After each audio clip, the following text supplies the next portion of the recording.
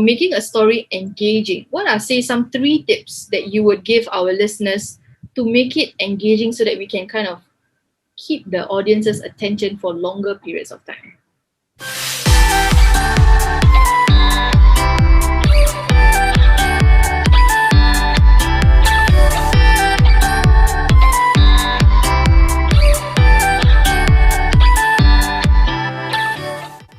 All right. I would say first and foremost, your message. What is the message that you're trying to pass across? Why I say the message is because your message actually brings out the passion in you. It brings out all the enthusiasm, all the emotion that you have. It makes you believe that you're doing something worthwhile. Even if you're having challenges with telling the story, even if you're afraid, if you focus on your message, it becomes easier for you to just do it afraid. So your I like to say your message is more important than your mess. Your message is more important than your insecurities. Your message is more important than anything you're afraid of. So that should be the center of any presentation. It actually helps you tell your story better. And even when you're writing, if you're preparing, you're trying to write a story down, and you're trying to put something together, your message actually allows you to be more creative because you're trying to pass this across to someone else. So all your creative juices will come out because you're focused on the message, not on something somebody said they wanted or what and all that, or not how much money you can make. That's nice and all that. But when you're focused on that core message, that thing that makes you passionate, makes you believe it brings out so much in you and allows your story to be better told, to be better constructed and all that. Then the second thing I would say is your use of your stage or your use of yourself. Should I say your body movements, your facial expressions, your passion. Now that, to me, that comes out almost naturally when you focus on whatever message you have. But then those things now help accentuate your message. It helps tell the story with who you are, and it gets people's attention. When you're I remember Kwang Yuyan in 2001 or so, when he came second place, if I'm not mistaken, to Jock Elliott. I loved his story. He practically, there was a time he was actually demonstrating the distance between Australia and China. He was walking all the way down to the other side of the stage. And it was so funny. And he's a great guy. I love the way he tells his stories. But you see, those things that you do with your space, with your body, with your hands, all those things have a way of getting people's attention. And it's unique to every individual. There's a thing you can do with your eyes that I can't. There's a thing you can do with your mouth that I can't. And there are things that are unique to you, and if you actually use them, they have a way of getting people's attention. All right, that's 2.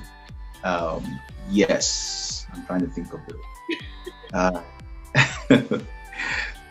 Yes, your writing. Okay, yeah. Humor. Yes, humor. Humor. I think if anything, I think humor is so important. If a speech, a presentation is absolutely without humor, it has a way of taking away from people's attention. People love to laugh. People love to enjoy themselves. And you can actually turn a very horrible experience into a beautiful one just by simple humor. I think I remember a story told by, I read this somewhere. There was, I think it was Delta Airlines or so. They had a flight and they had a very bumpy ride. It looked as if they were going to crash. Everybody was terrified and it was horrible. But by the time they were able to land safely, they were able to land finally. And they were, before they, of course, got off the plane, I think the stewardess went, excuse me, my dog. Sorry. So the stewardess spoke to everyone and said, hello, I hope you guys had a wonderful ride. If you did not have a wonderful ride, if you had how did she put it? Said, if you had a wonderful ride, tell your friends about us. You flew Delta Airlines, you enjoyed yourself. But if you didn't have a wonderful ride, please tell them that you flew Southwest Airlines. A different one. Another airline. And everybody laughed. And it was, I didn't say it very well, but it was so funny. As in, so even after having such a horrible experience, people were able to laugh over something that happened. And that's the power of humor. Humor has a way of actually drawing people in and making people like you. I want to think about passing a story or telling a story or passing across a message. If people like you, they are more likely to believe what you're talking about. If they don't like you, even if what you're saying is true, they just are not going to take it.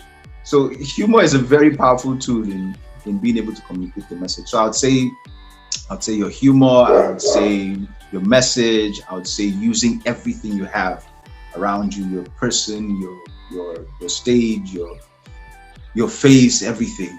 That helps. Yes.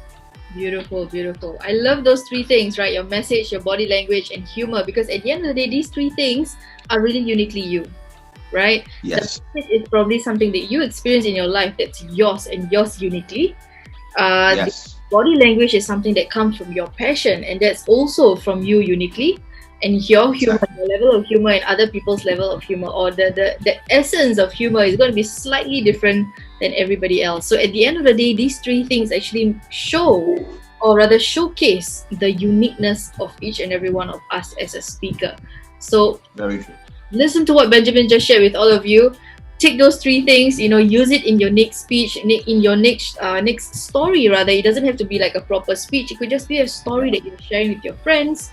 It will definitely be, add that own personality of yours.